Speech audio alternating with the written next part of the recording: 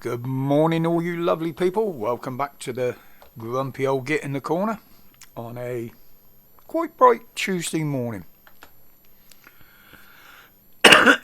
So it was nice to see Pat back live again on Sunday. Some lively chat going on there, but nice to see you back, Dan. Absolutely brilliant, mate.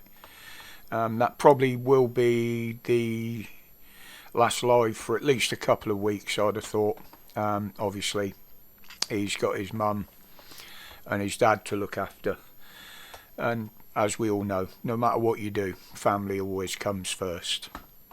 So, can't knock him for that. But he will be putting out 1 or 2 videos. Well, what am I seeing now? Well, today I'm just picking up on a few little snippets. I have been busy over the weekend. And it looks like it's going to be a interesting week, shall we say. We've got the Rwanda bill that's gone back to the Commons and back to the Lords again, into the House of Corruption. And it's looking like all-out war in the Middle East. To be honest, I don't really give a shit what they do to each other out there. But every time Roland opens his gob, we seem to get deeper involved. Which is fucking great, considering that we don't have the capability to defend our own island anymore, because he's fucked it all off over there in different areas, not just Israel, Iran, fucking Gaza. You know, you've still got the Russian, Ukrainian thing going on, which doesn't seem to be in the news a lot lately, but it's still going on. But yeah, he's just proven himself to be the weapons grade yoghurt that we always thought he was. But first of all, back home here, you know, they're still trying to get this bullshit Rwanda plan through. But even if they got it through, I don't believe it's going to happen. They might prove me wrong. But they've got no plans for flights if they get it through. They said they're working with the Rwandan government to achieve this plan.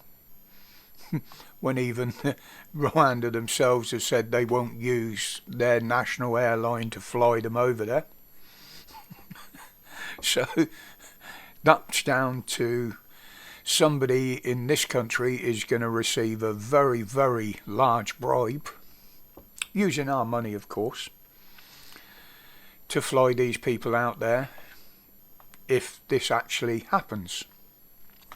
Or will they use the RAF? Well, considering there's no fucking budget for that, good luck with that. But this all with another 500 landing on Sunday. I haven't had reports of anybody landing yesterday, but I dare say there is. I haven't had time to look yet. But with the numbers coming in, you know, they're going to need a whole fucking squadron of aircraft. And as I said many times, the numbers they'll move if they do get it going is just a piss in the ocean to what we've got.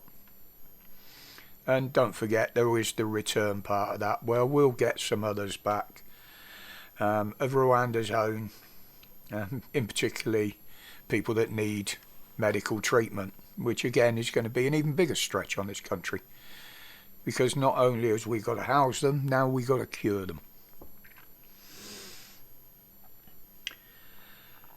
And then we get on to the honky hating white. Well, he's not white, is he? No. Yeah, the honky hating leader of the SNP, this dick. SNP. My head's not on straight today.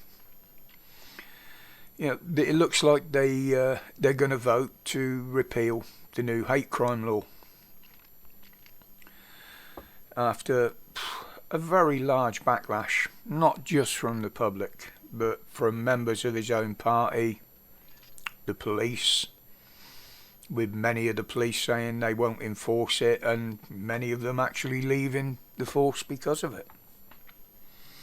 I think I know which way that vote will go. Fingers crossed. But some other ones in the news today. Now, funny enough, this one came from Sly News. They want to make sexual deepfake images illegal to make and distribute. Absolutely fucking brilliant.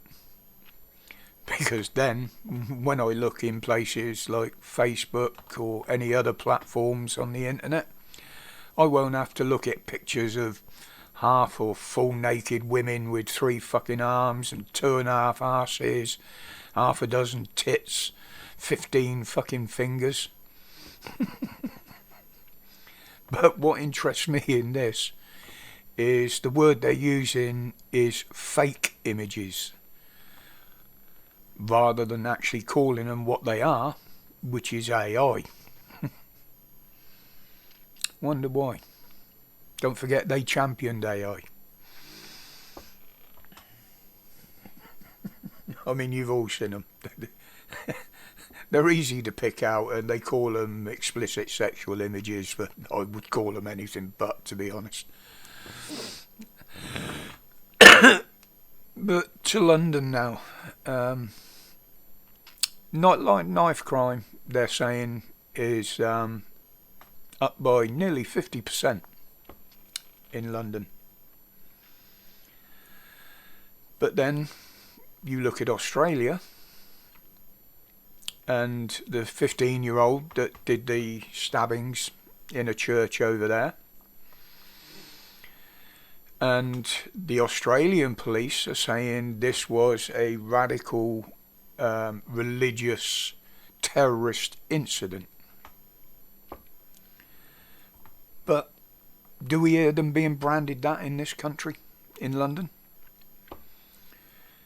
You know, that they usually class them as a racially motive incident. Yet, in some parts of the world, it's just classed as everyday life, a normal event. Yeah, this is the world we live in. Unfucking believable. Right, being as I haven't got a lot prepared today, guys, I'm going to leave it there. You know, be careful out there on the streets, wherever you are, because if the government don't kill you, then the people they've been importing will certainly fucking try.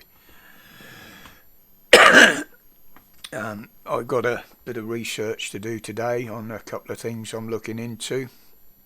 So, look out for the video tomorrow.